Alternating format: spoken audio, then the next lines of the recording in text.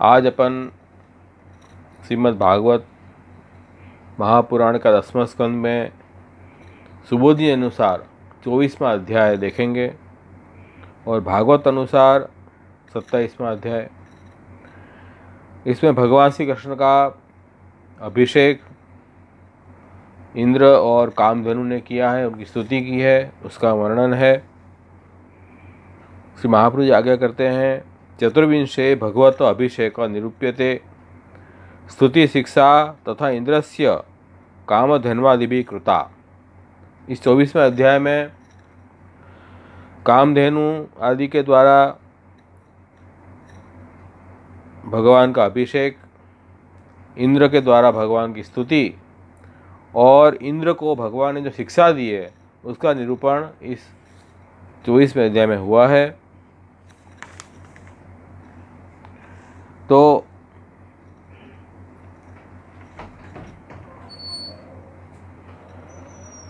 सुखदेव जी कह रहे हैं कि हे राजा परीक्षित, जब भगवान ने गोवर्धन पर्वत उठाकर वर्षा की धाराओं से ब्रज की रक्षा की, तब गोलोक से सुरभि गाय, इंद्र और सभी देवगण भगवान श्री कृष्ण की सेवा में उपस्थित हुए,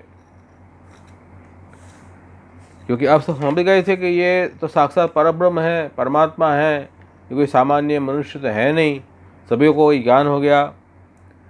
तो यहाँ भगवान ही स्वयं इंद्र हुए हैं। इंद्र का मतलब राजा, सबके राजा भगवान ही हुए।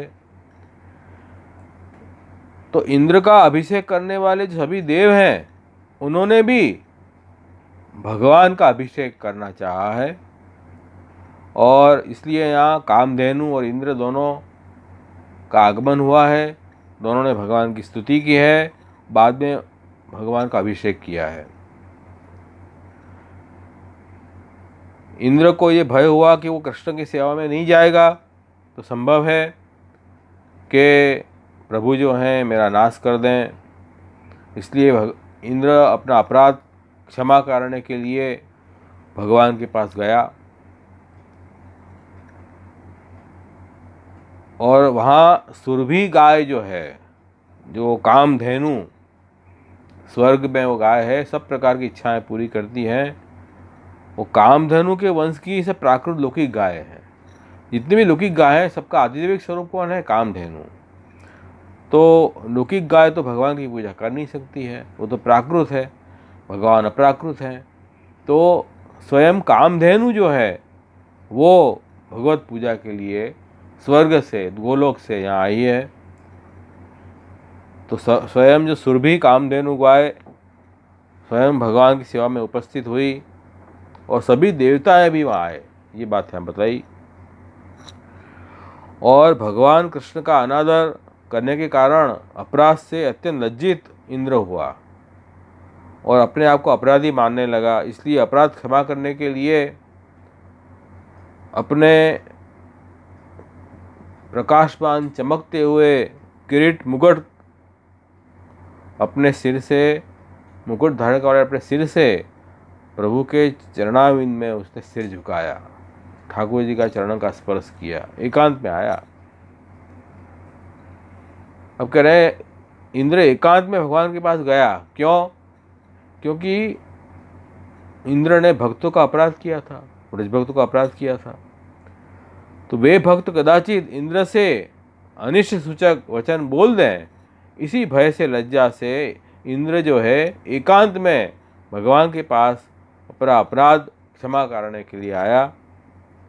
और एक बात और इसमें बताई, इंद्र ने भगवान के चरणों का स्पर्श तो किया और सूर्य के समान देदीप्यमान किरीट के अलंकृत अपने मस्तक को इंद्र ने भगवान के चरणों पर रख दिया।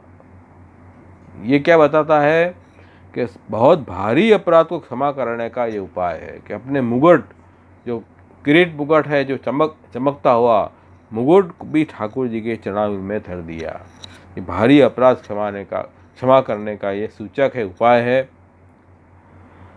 ऐसे अतुलित तेज को धारण करने वाले भगवान श्री कृष्ण के अद्भुत प्रभाव को देखकर और सुनकर इंद्र के मन से ये मद चला गया कि मैं त्रिलोकी का ईश्वर हूँ। हाथ जोड़कर भगवान की प्रार्थना करने लगा।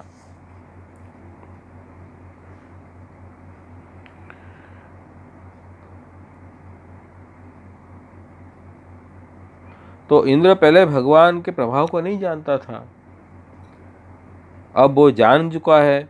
भगवान के प्रभाव को देखा, प्रत्यक्ष देखा कि गोवर्धन पर्वत का उद्धरण कर भगवान का प्रभाव उन्होंने देखा। और उसके पहले भी जो पूतना के प्राण सही स्तन्यपान करना आदि प्रभाव सुने, ये सब बात से वो ये समझ गया कि भगवान का तेज अतुलित है। यदि मैं प्रभु के पास नहीं गया तो मेरा सर्वनाश हो जाएगा। तो त्रिलोकी का स्वामी का जो अभिमान था वो भी उसका नष्ट हुआ।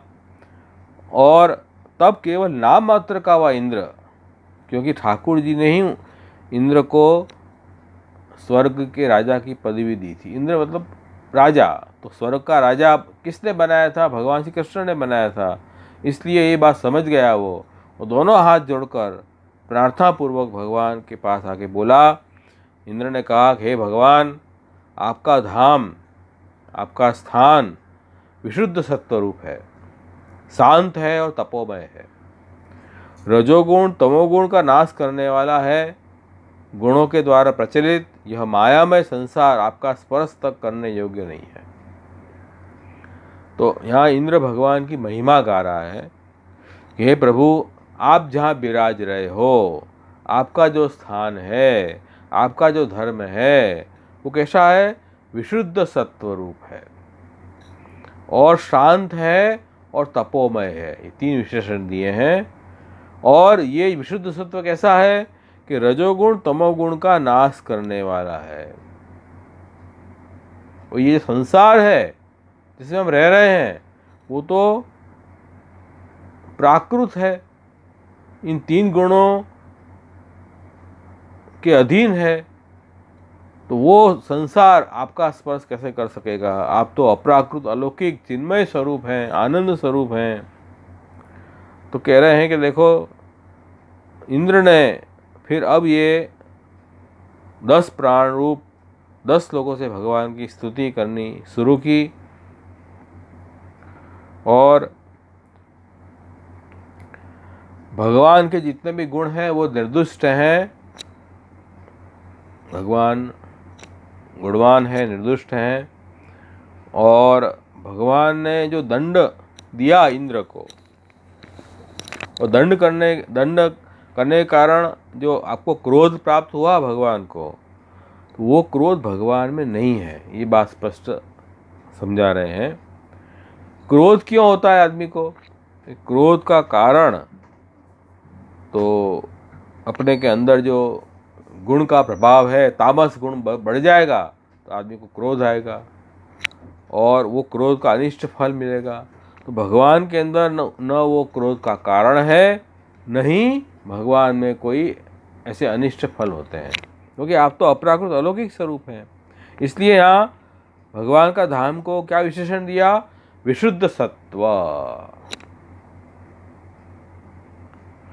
भगवान में क्रोध का कोई कारण नहीं है, क्योंकि आप तो विशुद्ध सत्व हैं। वास्तव में तो भगवान सबकी आत्मा है, सबके कर्ता हैं, सबके प्रेरक हैं।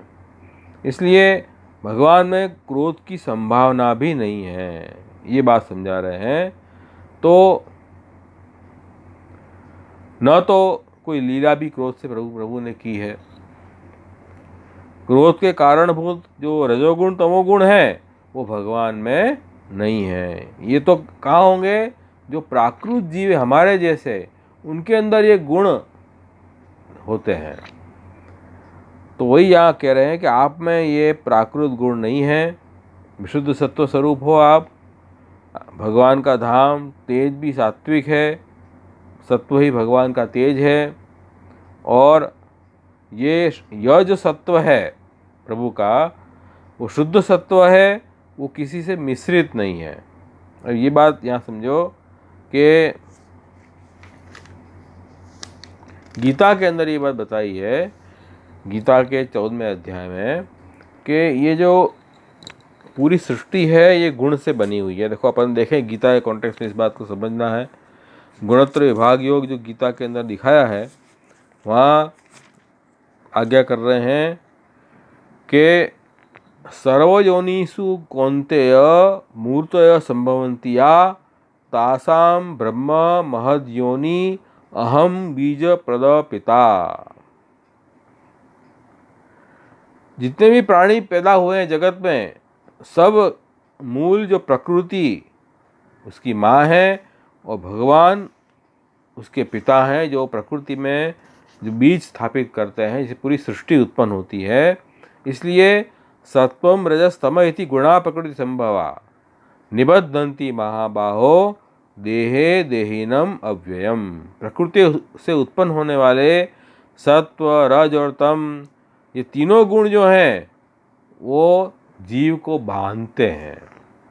प्रकृति जड़ है, मैटर है, और ये प्रकृति के गुण हैं। जो हम जीव तो अविनाशी हैं, भगवान के अंश हैं, फिर भी जब हम इस देह को मैं यो मानता हूँ, तब ये देह प्राकृत होने से ये देह में भी तीनों गुण मिश्रित है, शुद्ध नहीं है, तीनों मिश्रित गुण हैं और देह को बांधते हैं। कैसे बांधते हैं? तो कह रहे हैं मैं शरीर हूँ, ये शरीर मेरा है, ऐसा देह में अभिमान उत्पन्न कर देते हैं। इसलिए जीव जो है वो शरीर से बंध जाता है। शरीर से बंधने से क्या होगा कि शरीर में कोई दुख पैदा होगा तो जीव अपने आप को भी दुखी मानेगा। वास्तव में दुखी जीव नहीं है। जैसे मिरर में कोई हमारा प्रतिबिंब दिखे और मिरर में कोई खरोंच आ जाए तो हमारे प्रतिबिंब में भी खरोंच दिखेगी, तो क्या हमको खरोंच आई है? हमको तो नहीं आई है, वो तो मिरर में आई है। ऐसे ही हम देह नहीं हैं, देह तो नाशवंत है और जीवात्मा अविनाशी है, फिर भी ये गुण जो हैं वो जीव को बांधते हैं। निबद्धन्ति महाबाहो देहे देन अव्ययम, और ये गुण के प्रभाव भी अलग अलग पड़ते हैं। तो सत्वगुण होगा तो ज्ञान प्रकट होगा, निर्विकार ज्ञान प्रकट होगा, सुख की प्राप्ति होगी। रजोगुण होगा तृष्णा और आसक्ति से जीव बंधेगा, नई नई इच्छाएं होगी अपने को रजोगुण के कारण। और तमोगुण होगा तो हमको आलस्य, अज्ञान, निद्रा, ये सब उपद्रव पैदा होंगे। इसलिए कह रहे हैं कि ये जो तीनों गुण जो हैं वो अपन को बांध रहे हैं। तो ये जो भी हमारे काम, क्रोध, लोभ, मद, मोह, मात्सर्य, ये जो धर्म, ये जो विकार पैदा होते हैं, ये भी मूल में ये रजोगुण तमोगुण से ही पैदा होते हैं। तो भगवान ने जब क्रोध किया इंद्र के ऊपर, तो क्या भगवान का ऐसा तमोगुण के अधीन होकर भगवान ने क्रोध किया, रजोगुण के अधीन होकर क्रोध किया? तो इंद्र स्वयं कह रहा है कि नहीं नहीं, आप तो अलौकिक स्वरूप हो, आपका तो विशुद्ध सत्व स्वरूप है, इसलिए आप क्रोध, ऐसा क्रोध आप में नहीं है। ये बात इंद्र समझाना चाह रहा है। तो भगवान तो अपराकृत हैं, उनके गुण भी अपराकृत हैं, सच्चिदानंद भगवान के स्वरूप है और प्राकृत गुणों से वह भिन्न है। और भगवान का जो तप है वो भी ज्ञानमय है, वो भी यहाँ समझा रहे हैं। अब देखो यहाँ ये कह रहे हैं कि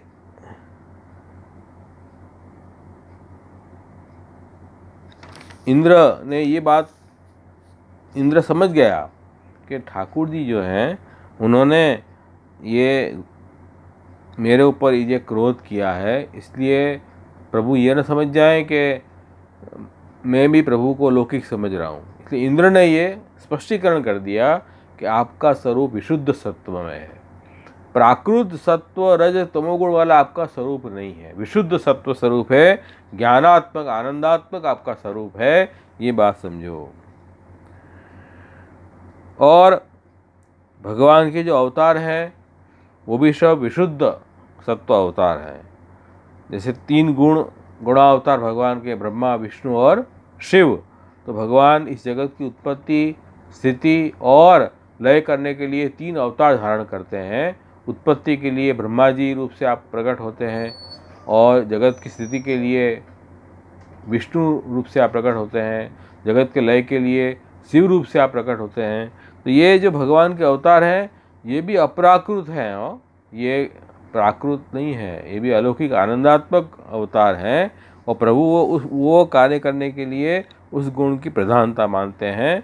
तो सच्चिदानंद भगवान जो हैं, तो सत्य में सत्व है, चित्त में रजोगुण है, और आनंद में तमोगुण की स्थिति बताई गई है। ब्रह्म का धर्म क्या है? सच्चिदानंद। तो सत, चित और आनंद 3 धर्म हैं ब्रह्म के। तो सत्व में सत्व गुण, चित्त में रजोगुण, और आनंद में तमोगुण की स्थिति है। और तमोगुण आनंद में क्यों? तो कि तमोगुण की प्रबलता में सबकी विस्मृति हो जाने के कारण जीव आनंद का अनुभव करता है, इसलिए तमोगुण आनंद का ही धर्म बताया गया है। तो जितने भी देवताएं हैं उनको जब किसी गुण की अपेक्षा होती है तो वो विष्णु, शिव आदि का परस्पर भजन करते हैं, तो तब से उनको वो गुण की सहायता प्राप्त होती है। तो यहाँ जो भगवान जो हैं जब भी अवतार धारण करते हैं तो उनका जो श्रीअंग है, श्री विग्रह है, वो अपने जैसा प्राकृत पंचभूत से बना हुआ नहीं है। पंचभूत पृथ्वी, जल, तेज, वायु, आकाश, मलमूत्र से प्रभु का श्रीअंग नहीं है। उनका श्रीअंग तो विशुद्ध सत्व स्वरूप है, आनंद स्वरूप है, अलौकिक स्वरूप है। ये भी आपको समझना है। कभी भगवान जो हैं वो सत्व रूप का अवलंबन धारण करके अवतार धारण करते हैं, वो कभी केवल भी धर्मी रूप से प्रकट हो सकते हैं। ऐसा प्रभु को ऐसा कोई नहीं है कि किसी का आधार लेना ही पड़े। जैसे अबे मैं आपको ऑनलाइन में प्रवचन दे रहा हूँ, तो ये ऑनलाइन में इस प्लेटफॉर्म के, इंटरनेट के प्लेटफॉर्म के माध्यम से आप मुझे सुन पा रहे हैं, देख पा रहे हैं, तो ये मैंने इसका आधार बना के आपके सामने मैं आपको दिखाई दिया, सुना, मेरी आवाज़ आप सुन पाए। लेकिन जब प्रत्यक्ष मुझे मिलोगे आप, तब इसकी ज़रूरत नहीं है, इस प्लेटफॉर्म की ज़रूरत नहीं है। आप डायरेक्ट भी मेरे से बात कर सकते हो।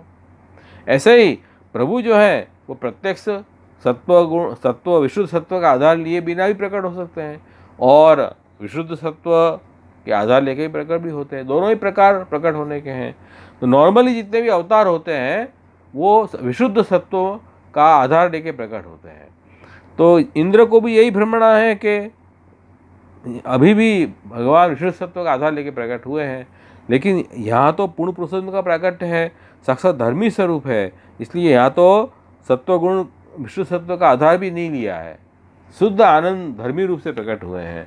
लेकिन इंद्र को जो पहले जो भ्रम था कि इस कृष्ण साधारण मनुष्य हैं, उससे ये भ्रम अच्छा है कि प्रभु विशुद्ध सत्वमय स्वरूप है, साधारण मनुष्य नहीं है। ये बात भी ठीक है। ये बात की स्पष्टीकरण महाप्रभु जी ने सुबोध जी में किया है।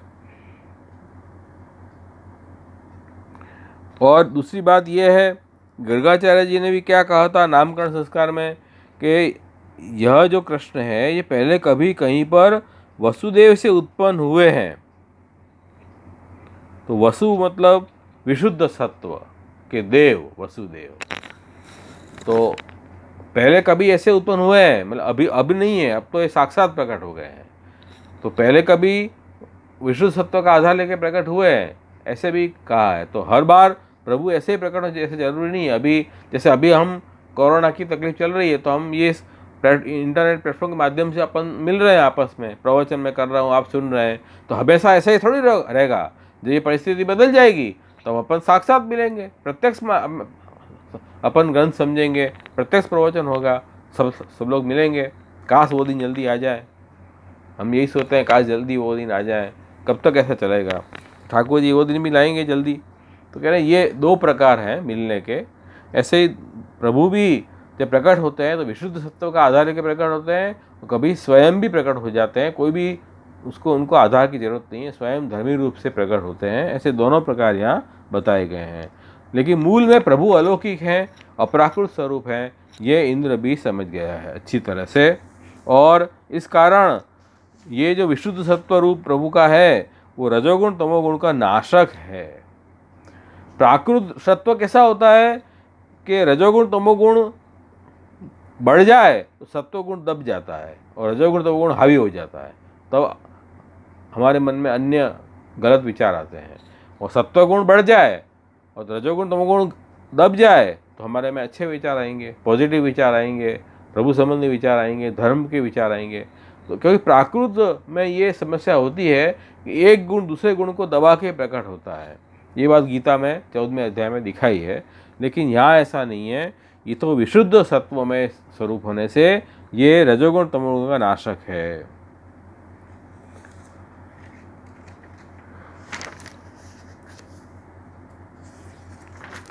उसके बाद इंद्र कह रहा है कि देखो, आप तो ईश्वर हैं, आप में अज्ञान और अज्ञान से होने वाले देह संबंध भी आप में तो नहीं है, भगवान में नहीं है। तो फिर अज्ञान और शरीर के संबंध से उत्पन्न हुए जो बंधन में डालने वाले जो अज्ञान के जो चिन्हभूत जो काम क्रोध लोभ वगैरह हैं, गलत भाव, वो तो ठाकुर जी में हो ही कैसे सकते हैं, क्योंकि आपका तो शुद्ध ज्ञान में स्वरूप है। फिर भी क्या कह रहे हैं, आप धर्म की रक्षा करने के लिए, दुष्टों का निग्रह करने के लिए दंड की व्यवस्था करते हो, क्योंकि आप भगवान हैं, आपको पता है कब क्या कैसे करना है, क्या करना है, ये प्रभु ज़्यादा जानते हैं हमारे से। इसलिए भगवान के अंदर कोई विषमता नहीं है। भगवान किसी को दंड भी दे रहे हैं तो उसमें उसका हित छिपा हुआ है, उसमें उसका कल्याण छिपा हुआ है, ये बात समझो। तो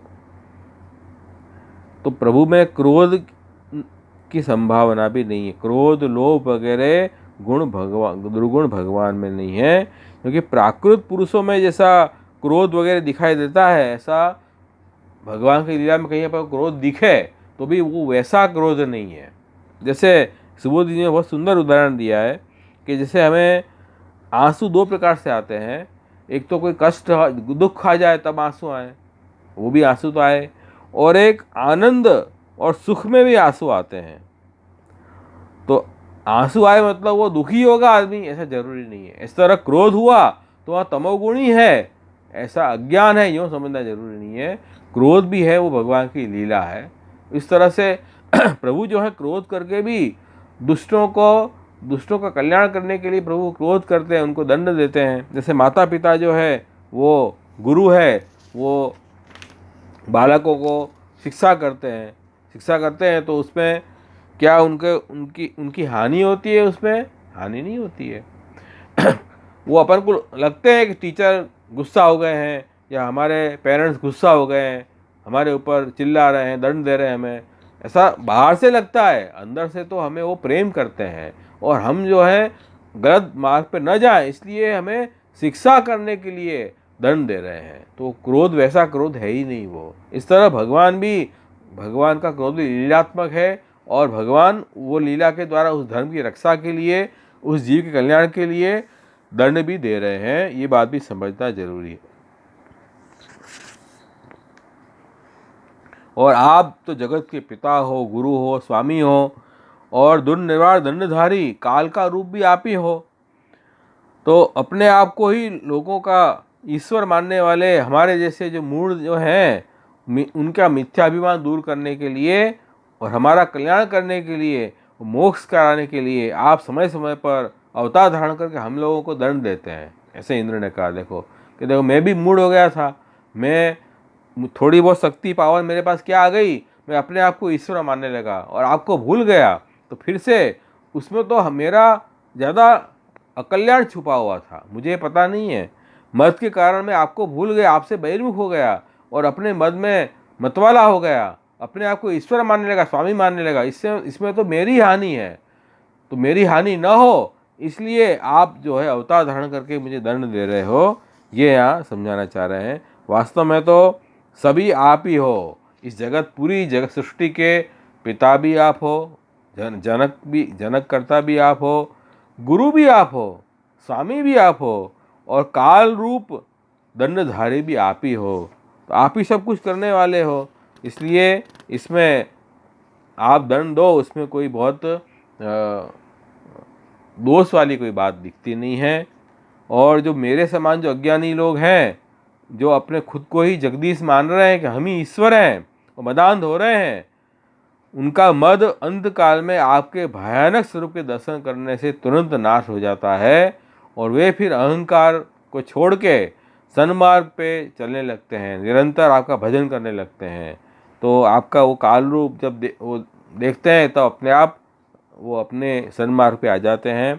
तो इसलिए आपने ऐसा काल रूप दिखाया मुझे, ये गोवर्धन पर्वत धारण करके आपने अपना वास्तविक स्वरूप मुझे दिखाया और मुझे दिखा कि अब मैं जब वर्षा नहीं रुकूंगा तो स्वयं आप काल रूप से मेरा ही नाश कर दोगे।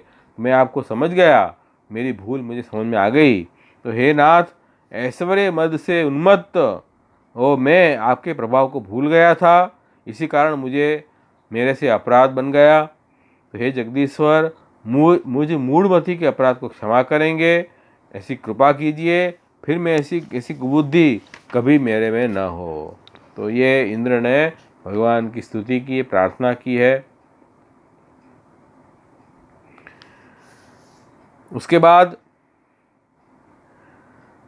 कह रहे हैं कि हे अधोक्षज देव, भगवान अधोक्षज क्यों है?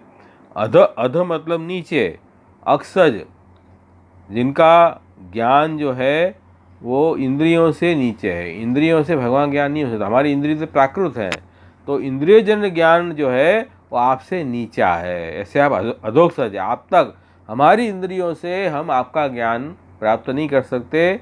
ये तो प्रभु कृपा करें तभी प्रभु का ज्ञान हमें प्राप्त हो। तो ये अधोक्षज देव पृथ्वी के लिए स्वयं भारूप हो रहे हैं, जो वो पृथ्वी पर और अनेक पाप रूप भार लादने वाले जो आसुरी प्रकृति के जो सेनापतियों का विनाश और आपके चरणों के सेवक का कल्याण करने के लिए आप नर रूप से अवतार धारण करते हैं। तो आपका अवतार क्यों होता है? कोई दुष्ट हैं, जो आसुरी लोग हैं, उनका नाश करने के लिए और अपने भक्तों की रक्षा करने के लिए आप जो है पृथ्वी का भार उतारने के लिए आप प्रकट होते हैं। तो इसलिए ये उचित ही है कि आपने दंड दिया, क्योंकि आप दंड देंगे तो ये भार, पृथ्वी का भार दूर होगा।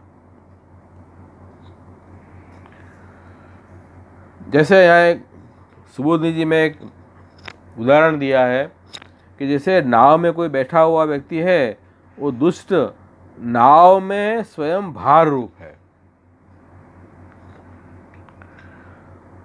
और वो अपनी उच्छृंखलता से क्या कर रहा है, नाव को डिगमिगा रहा है।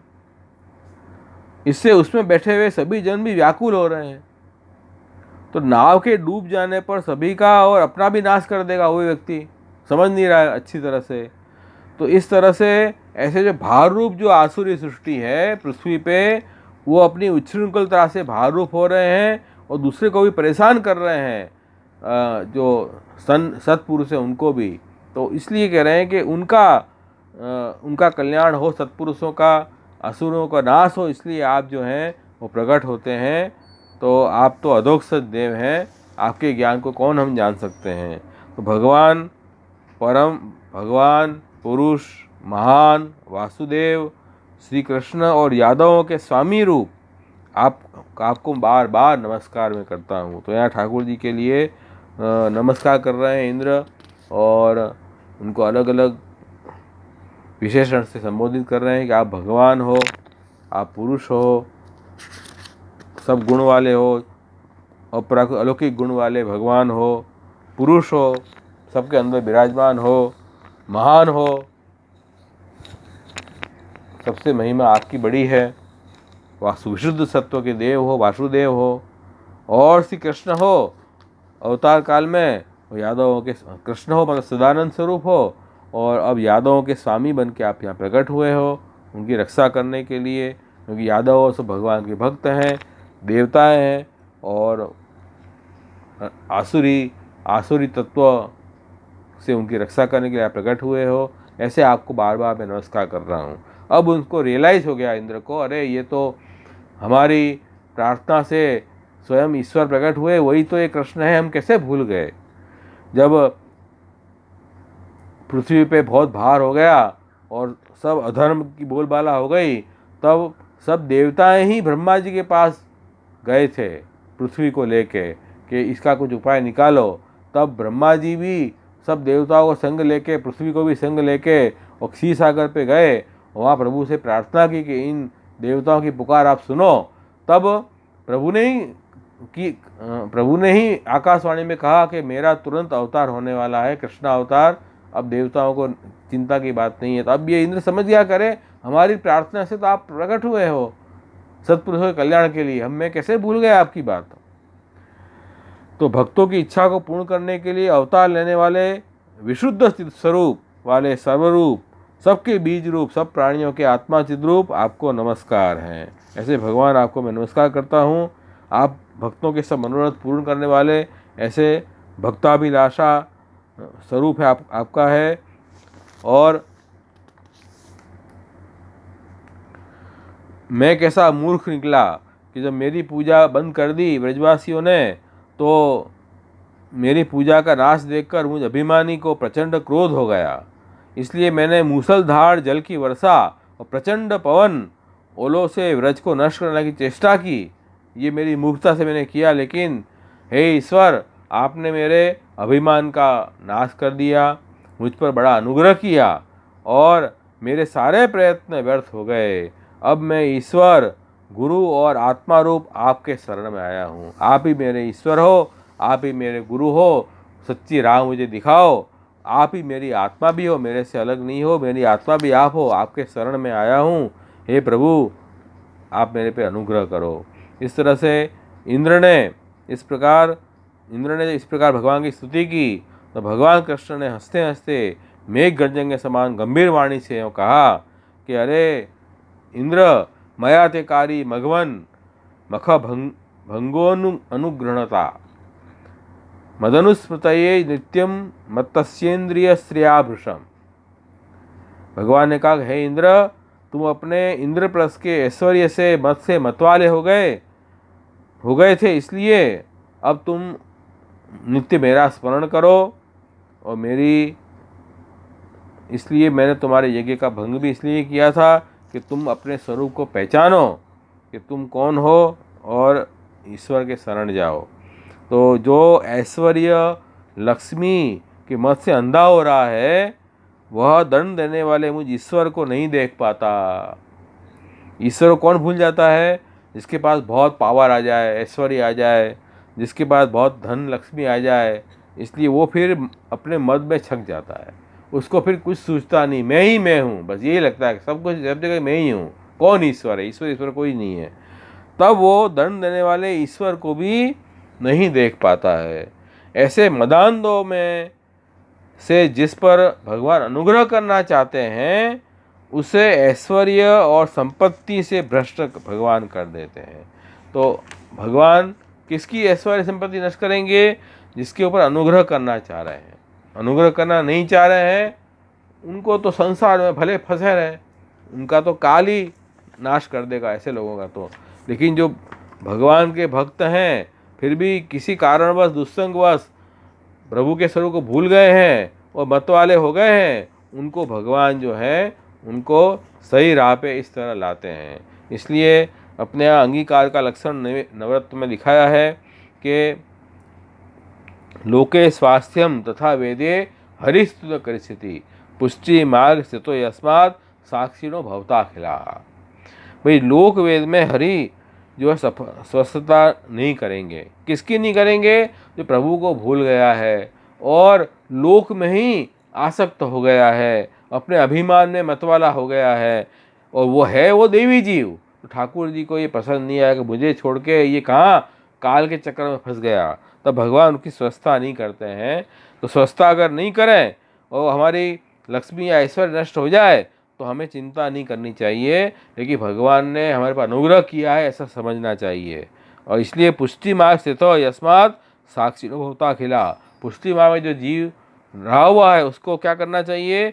साक्षी भाव से सबको देखना चाहिए कि ठाकुर जी ये अनुग्रह कर रहे हैं मेरे ऊपर। तो ये बात ठाकुर जी ने इंद्र को भी ये बात समझाई कि देखो मैं अनुग्रह कर रहा हूँ। माम ऐश्वर्यसि मदान्धो दंडपाणिं न पश्यति तम भ्रंस्यामि संपद्भ्यो यस्य चेत छामी अनुग्रहम। तो ठाकुर जी कह रहे हैं कि मैं उस संपत्ति से उसको भ्रष्ट कर देता हूँ, उसका लोक वेद में स्वच्छता में नहीं करता हूँ। इसलिए हमें भी ठाकुर जी के चरणारविंद में रहना चाहिए, और जो प्राप्त हो जाए उससे सेवा करो, ठाकुर जी की कृपा मानो प्रभु की। और जो नष्ट हुआ है समझ लो प्रभु की कोई इच्छा ऐसी है कि जिसमें हम फंसते तो हम भक्ति से बहिर्मुख हो जाते, इसलिए उसका दुख मत करो और साक्षीवत रह के ठाकुर जी में मन लगाओ। बस यही हमारा कर्तव्य है, ये बात समझना है। इस प्रकार से इंद्र ने भगवान की स्तुति की।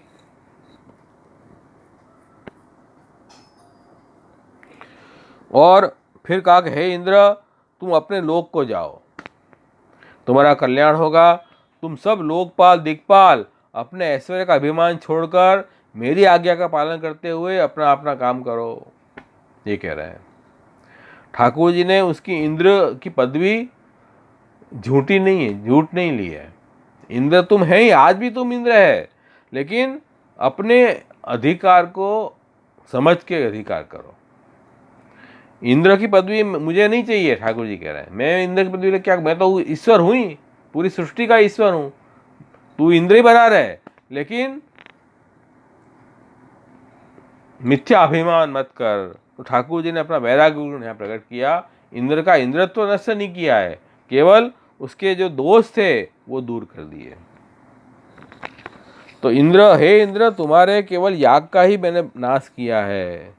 त्रिलोकी के अधिपति तो अभी भी तुम बने हुए ही हो, वो मैंने नाश नहीं किया है, ये बात कह रहे। केवल शिक्षा ही देना था मुझे, शिक्षा के लिए मैंने तुम्हारा ऐसा ये तुम्हारा याग भंग किया है। तुम्हारा इंद्र का ऐश्वर्य अभी भी मैंने तुम्हारे पास ही रखा है। ये ठाकुर जी ने वैराग्य गुण यहाँ प्रकट किया है। तो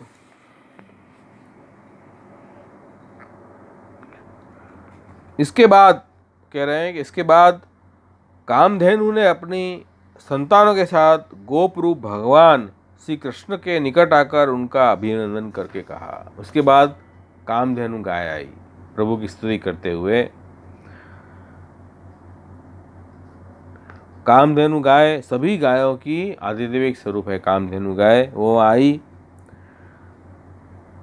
और उन्होंने गोकुल का जो अपकार करने वाला इंद्र है वो हमारा इंद्र न रहे, हम तो है प्रभु आपको ही हमारे इंद्र राजा मानते हैं। हम आपकी तरह अभिमान रहित, हम तो मानवती हैं। क्योंकि देखो कामधेनु स्वयं महामानवती है, सम्मान करने योग्य है, मानवती का मतलब। और कह रहे हैं कि वो प्रभु के वहाँ क्यों आई, यदि प्रभु उसका अभिषेक स्वीकार न करेंगे तो उसका जीना ही व्यर्थ है। इसलिए ठाकुर जी का अभिषेक करने के लिए खास वहाँ आई, और प्रभु का ईश्वरत्व भी सिद्ध हो रहा है यहाँ से। कृष्ण कृष्ण महायोगिन विश्वात्मन विश्वसंभव भवता लोकनाथेन सनाथा वयम अच्युत। हे अच्युत, हे कृष्ण, हे महायोगी, हे विश्वरूप, विश्व को उत्पन्न करने वाले जगन्नाथ अच्युत भगवान, आपसे ही हम सब सनाथ हैं। हमारे नाथ तो केवल आप ही हो, आपके कारण ही हम सनाथ हैं, यूँ कह रहे हैं। तो सारे लोगों के रक्षक आप हो, आपसे हम सनाथ हैं। ये जो स्वर्गलोक का जो इंद्र है उससे हम सनाथ नहीं हैं। इंद्र तो हमारा घातक है। क्यों? ये इंद्र तो प्रत्येक मनवंतर में इंद्र बदल जाता है। 71 बार युग चेंज हो जाएंगे, 71 बार, तो एक मनवंतर पूरा होता है। तो हर मनवंतर के चेंज होने पर नया इंद्र आता है स्वर्गलोक में। तो इंद्र ये इंद्र तो बदलता रहता है। ये हमारा क्या उद्धार करेगा? ये हमारा कैसे नाथ बन सकता है? और स्वभाव से वह जीव है। इंद्र कोई ईश्वर तो है नहीं, वो तो जीव है।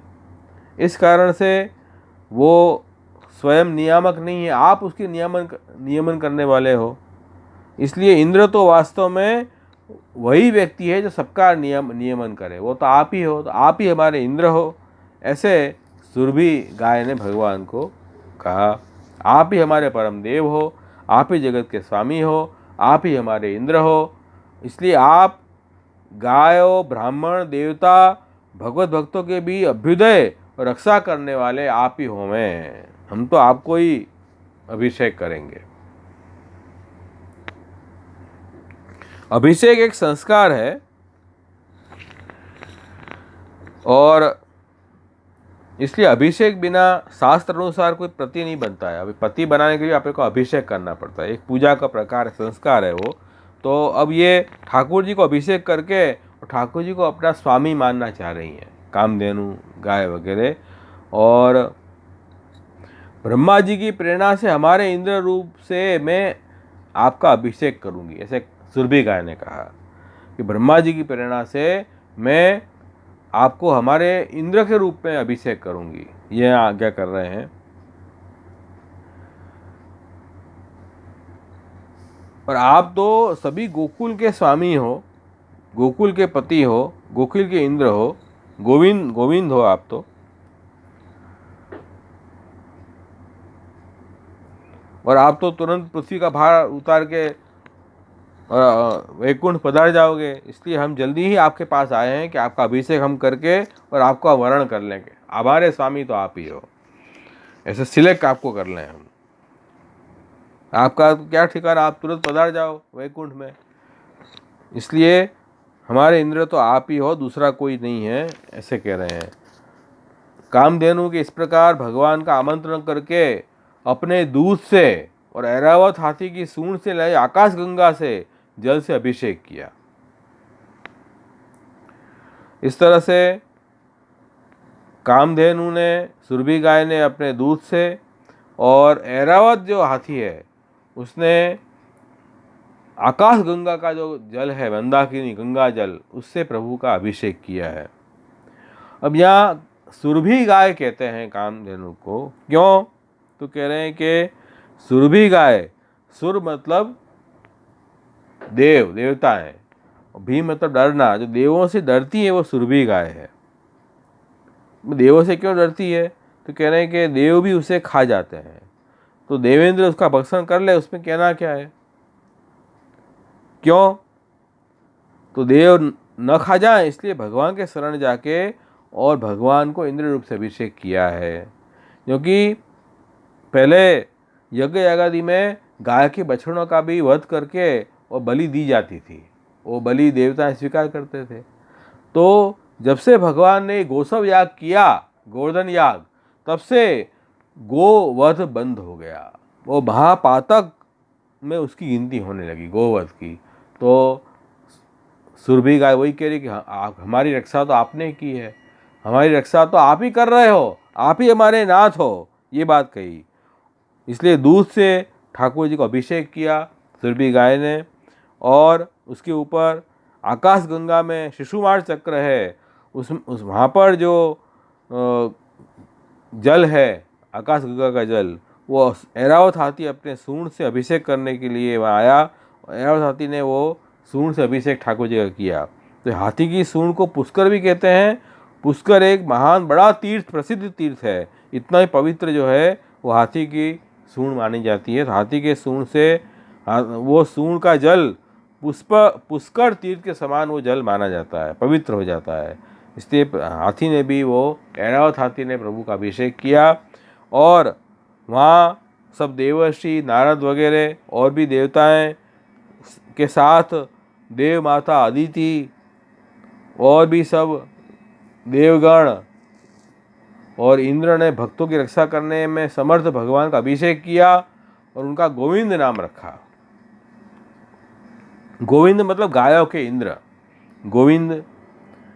इस तरह से प्रभु का नाम गोविंद रखा। और उसमें वह जो है वो अमृत का प्रतीक है, वह वकार। तो प्रभु जो हैं वो अमृत देने वाले हैं, गायों को रक्षा करके उनको अमृत का दान किया प्रभु ने।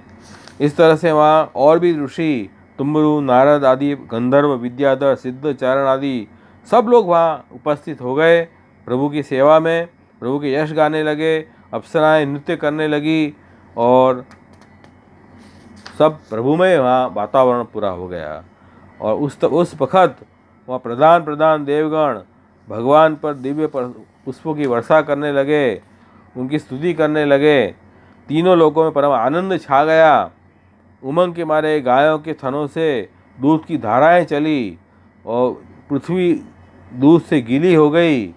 इस तरह प्रभु का अभिषेक वहाँ बड़ा आनंद से हुआ। और नदियों के भांति भांति के रस के पूर आ गए नदियों में प्रभु के अभिषेक के लिए। वृक्ष के कोटरों में से मधु झरने लगा अपने आप। देखो, ये ईश्वर है कृष्ण, ये सिद्ध होता है। बिना जोते बोए अन्न उत्पन्न होने लगा।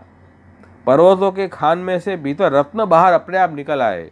तो ये ठाकुर जी की सेवा में सब उपस्थित हो गए। और कृष्ण का अभिषेक होने के समय स्वभाव से ही आपस में बैर रखने वाले क्रूर जीव भी अपना अपना वैर छोड़कर संग मिलकर भगवान के गुणगान गाने लगे। तो देखो, ये ठाकुर जी के समक्ष कोई वैरभाव भी नहीं रहा किसी में। तो ये आनंद स्वरूप ठाकुर जी हैं।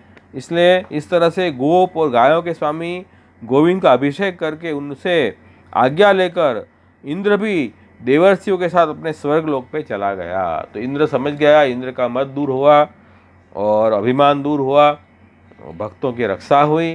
तो ठाकुर जी कैसी लीला करते हैं कि प्रभु ने देवताओं का भी कल्याण किया और आसुरी भाव को भी नष्ट कर दिया। इस तरह से प्रभु ने ये अपनी लीला की। यहाँ ये गोवर्धन लीला का ये अंतिम जो अध्याय है वो पूर्ण हुआ। अब अपन इसमें से पुरुषोत्तम सहस्त्र नाम में से नाम अपन देख लें। एक वो सुंदर नाम है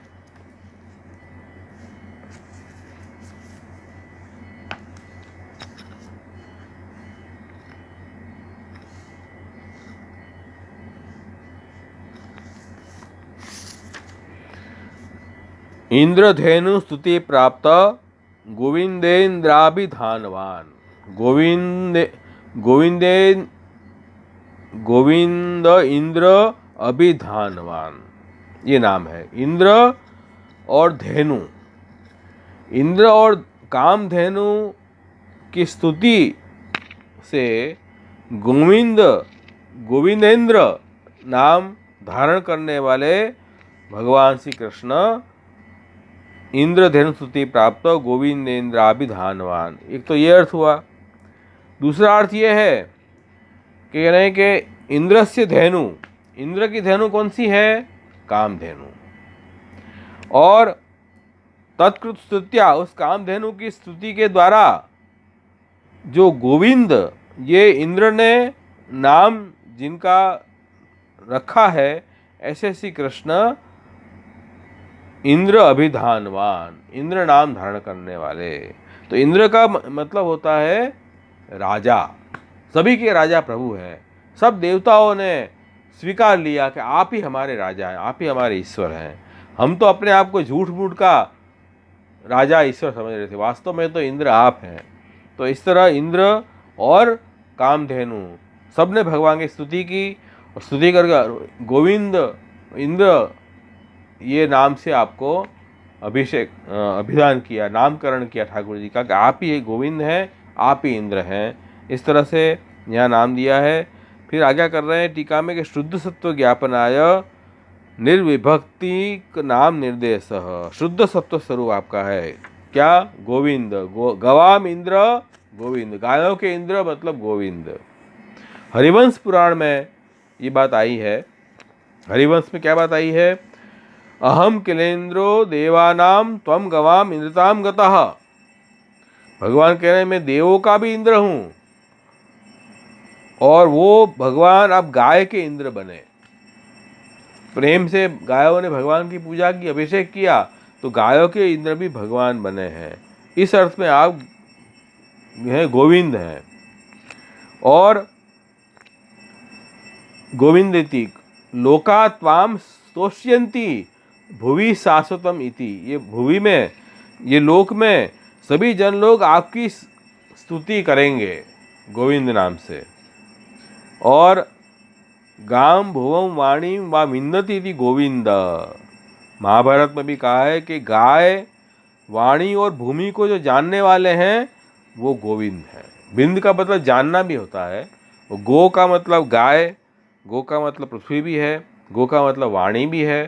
तो गाय भुवि और वाणी को भी जानने वाले ऐसे गोविंद।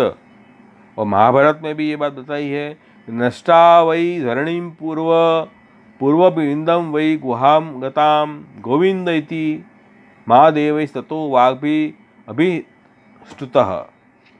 क्या कह रहे हैं महाभारत में कि जो नष्टा वै धरणीम पूर्वम, जो भूमि नष्ट हो चुकी है उस भूमि के गुहा में प्रवेश करके और भूमि की सब बात को जानने वाले भगवान हैं, इसलिए गोविंद हैं। भूमि को भी जानने वाले, वाणी का रहस्य भी जानने वाले, वो गायों का भी जानने वाले ऐसे भगवान हैं, ऐसे जो गोविंद हैं। इसलिए आपको गोविंद नाम से अभिषेक किया है यहाँ। इसलिए यहाँ भागवत में भी जो ये श्लोक आया,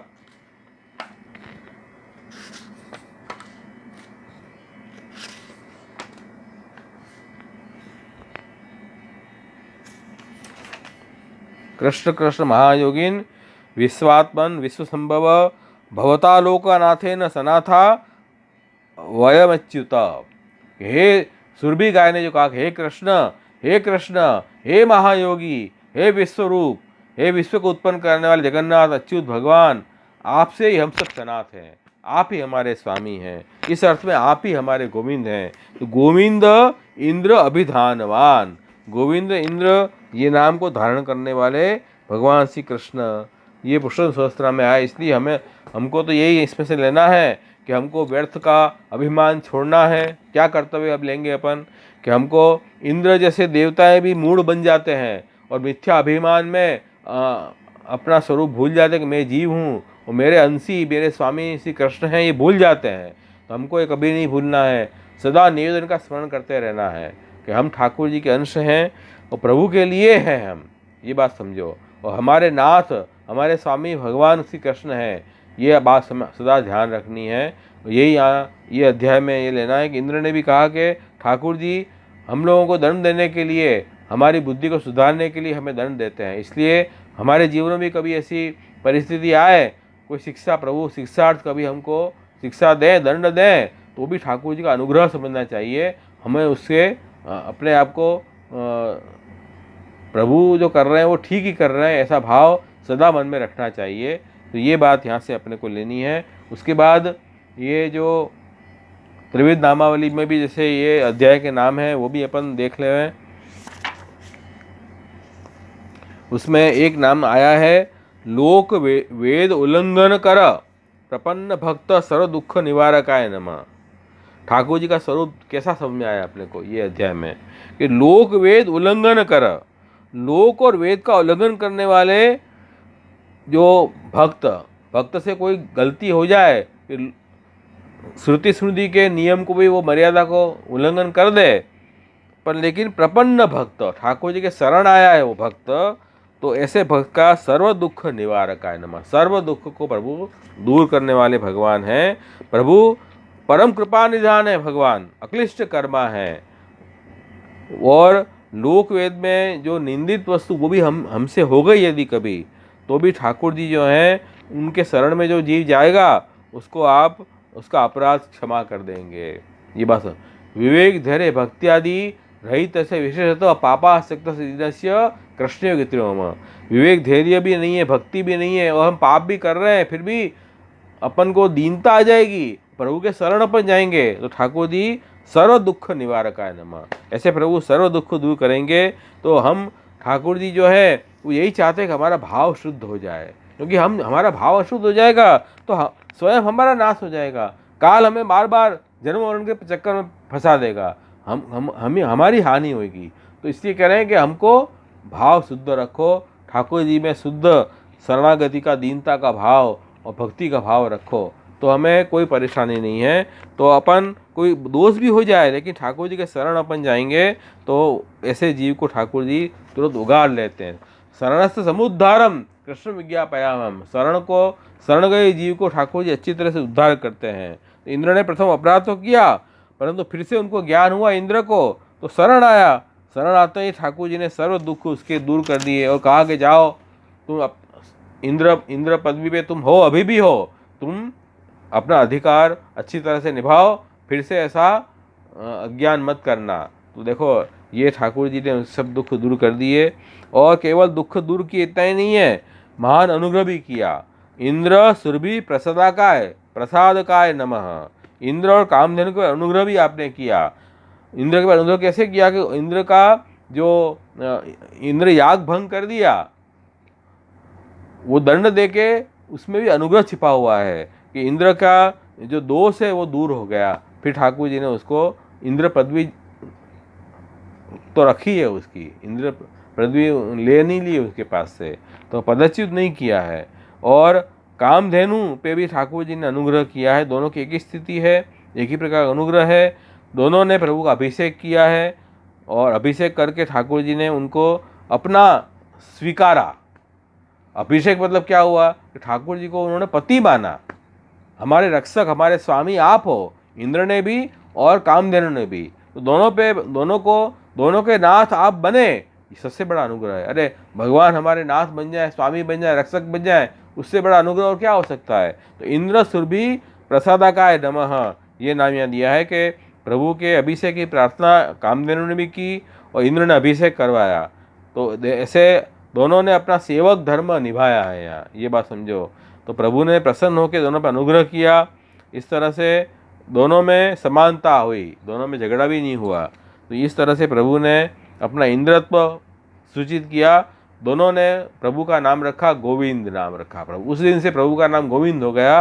गोविंदाय नमः, गोकुल के इंद्र को नमस्कार। इंद्र के भी इंद्र तो कौन, वास्तव में भगवान है। ऐसा महात्म्य भगवान ने प्रकट किया, और ऐसी स्थिति हुई कि वहाँ प्रभु सबके स्वामी हैं, सबके रक्षक हैं। तो वहाँ जो एक दूसरे के विरोधी जो प्राणी हैं, जैसे हिंसक प्राणी और अहिंसक प्राणी, वो भी सब निर्वैर होकर एक साथ वहाँ प्रभु के साथ आ गए। देखो ये बात समझो। तो ये परमात्मा की महात्म्य है कि आप सभी के इंद्र हैं ठाकुर जी, वो सिद्ध हुआ यहाँ। तो अभिषेक पाने से आप गोविंद नाम आपका हुआ। गोकुलेंद्र, ब्रजेंद्र, गोपेंद्र, इंद्रेंद्र, देवेंद्र, सुरभीन्द्र, ऐसे नाम आपके प्रसिद्ध हो गए अलग अलग। तो ये ठाकुर जी ने सबका निरोध करने के लिए ये लीला, गोवर्धन लीला बहुत सुंदर प्रकट की। इसमें ठाकुर जी सबके गोविंद बने हैं। तो गोविंद बनने के कारण क्या हुआ कि उस वक़्त ऐसी स्थिति हुई जो मैंने अपन ने देखा कि सब लोग चराचर जगत में सब भगवान की सेवा में उपस्थित होने लगे। मतलब वृक्ष, नदी, पर्वत और सब लोग अपने पास जो भी हो प्रभु की सेवा के लिए अपने आप देने लगे। और सब जो प्राणी भी हैं, वो भी प्राणी जो है वो निर्वैर भाव रख के और अपने वैर भाव छोड़ के प्रभु के सन्मुख हो गए। देखो तो ये क्रूर जीवों ने भी अपना वैर भाव छोड़ दिया। तो ये प्रभु का गोविंद नाम सार्थक हो गया कि आप सबके इंद्र हैं, सबकी रक्षा करने वाले हैं। ऐसा गोविंद नाम यहाँ सार्थक किया है। इस तरह से ठाकुर जी की लीलाएँ हुई। तो ये पुरुषोत्तम सहस्त्र नाम और त्रिविध नामावली में ये नाम आए। और इसके बाद सर्वोत्तम सूत्र में जो है हितकृत सताम हितकृत, सता मतलब अपने भक्तों को हित करने वाले ठाकुर जी हैं। ठाकुर जी ने कैसे हित किया कि देखो हितकृत सताम। तो यहाँ भी अपन देख लें कि यहाँ इंद्र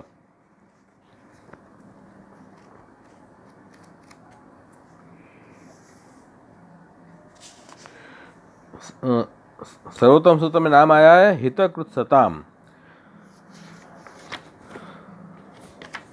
तो सताम मतलब ब्रजवासी नाम, हितम हित करने वाले। कैसे इंद्र के कोप से रक्षण आपने किया ब्रजवासियों का, इस तरह से ब्रजवासियों का हित करने वाले भगवान श्री कृष्ण। सताम हितकृत, अथवा सताम का मतलब इंद्र भी ले सकते हैं। इंद्र वगैरह देवता हैं, उनका भी हित आपने कैसे किया, उनको भी दंड देके, शिक्षा देके उनकी बुद्धि भी अच्छी कर दी, तो उनका भी हित किया। अन्यथा वो प्रभु के स्वरूप को नहीं समझते तो उनका स्वयं का नाश हो जाता। ठाकुर जी ने ब्रजवासियों का भी हित किया और इंद्र का भी हित किया। इसलिए सर्वोत्तम सूत्र में नाम आ गया ठाकुर जी का हितकृत सताम। ऐसे दोनों ये नाम यहाँ प्रकट हुए। और पूरी सृष्टि के हित करने वाले भगवान ही हैं। भगवान जो करेंगे सबके हित के लिए ही करते हैं। पूरी सृष्टि के आत्मा प्रभु हैं, सबके नाथ प्रभु हैं। तो जो स्वामी नाथ हैं किसी का अहित नहीं करते हैं। सब अपने अपने कर्म से दुखी हैं। प्रभु के शरण जाओगे तो वो हमेशा प्रभु सबका हित ही करेंगे। जैसे एक बात समझो, जैसे वृक्ष है, वृक्ष का आश्रय अपन लें तो अपन को फल फूल मिले, छाया मिले, सब वृक्ष अपन को देवे। पर वृक्ष का आश्रय अपन नहीं करें तो अपन ही दुखी होंगे। बारिश में भीगते रहो और धूप तेज आ रही है उसमें हम तपायमान होते रहो, तो देखो जो वृक्ष का आश्रय करेगा उसको वृक्ष हमेशा उसका हित करेगा। इस तरह ठाकुर जी भी सताम हित कृत, जो अपने जीव हैं, जो उनके शरण आते हैं, उनका हमेशा हित ही करते हैं, कभी अहित नहीं करते हैं। ऐसा प्रभु का स्वरूप है। इसलिए हमें ठाकुर जी में पूर्ण विश्वास जीव को रखना है कि प्रभु जो करेंगे अच्छा ही करेंगे। विवेकस्तु हरि सर्वम निज इच्छा तक करिष्यति, हरि अपनी इच्छा से ही सब कुछ करेंगे, अपने भक्तों की इच्छा अनुरूप भक्तों की रक्षा ही हमेशा करेंगे। तो हरिस्तु सर्वथा रक्षाम करिष्यति ने संशय, हरि तो हमेशा अपने जीवों की रक्षा ही करेंगे, यो मान अपन को हमेशा विश्वास करना चाहिए। ऐसे महाप्रभु जी आज्ञा कर रहे हैं। तो यही बात क्या कह रहे हैं कि ये जो नाम है सर्वोत्तम सूत्र का हितकृत सताम, ये नाम ही इस अध्याय का नाम है। ये अध्याय में जो लीला आई उसके अनुरूप ये नाम प्रकट हुआ। तो ऐसे ठाकुर जी के नाम यहाँ अध्याय भी अपन ने देख लिया, और पुरुषोत्तम सहस्रनाम, त्रैविध नामावली, सर्वोत्तम सूत्र भी देख लिए, और अपना क्या कर्तव्य है जीव का वो भी अपन ने देख लिया। अब से महाप्रभु जी का नाम कैसे ये है वो अपन अगले सत्र में देखेंगे, अगले सोमवार को। तब तक के लिए अपन यहीं आज मैं विराम करता हूँ। कोई प्रश्न आपके पास हो तो ज़रूर पूछिए।